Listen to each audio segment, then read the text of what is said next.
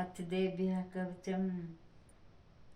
ओमस्य श्रीचण्डीकवचस्य ब्रह्मऋषिः अनुष्ठूपं छन्दः चामुण्डा देवता अज्ञानो या सोक्तिमात्रो बीजं दिग्धबधे देवता अस्तवं श्रीजगदम्बा कीर्त्यथे सरस्वती पाठंगे त्वनेन जपे विनियोगः। ओम नमश्चंडिकाय। मार्कण्डेय उवाच ओम यदं गुहं परमलोके सर्वरक्षाकरं निर्नाम यन् कस्याधिख्यातं तन्मे ब्रूहि पितामहः। ब्रह्मोवाच अस्ति गुहतं विप्रे सर्वभूतोपराकरं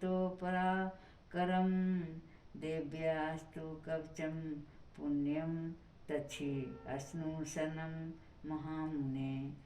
प्रथम शैलपुत्री च द्वितीयं ब्रह्मचारिणी तृतीयं चन्द्रघण्टेति कुसुमाण्डेति चतुर्थकं पंचम स्कंदमातेति षष्ठं कात्यायनीति च सप्तम कालरात्रीति महागौरीरिति चाष्टमम्।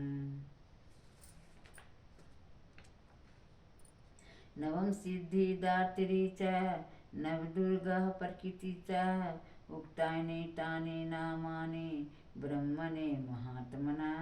अग्निनादहा माना अस्तु शत्रुमध्ये गतोरणे विस्मय दुर्गमे चैव भारतः शरणं गतः।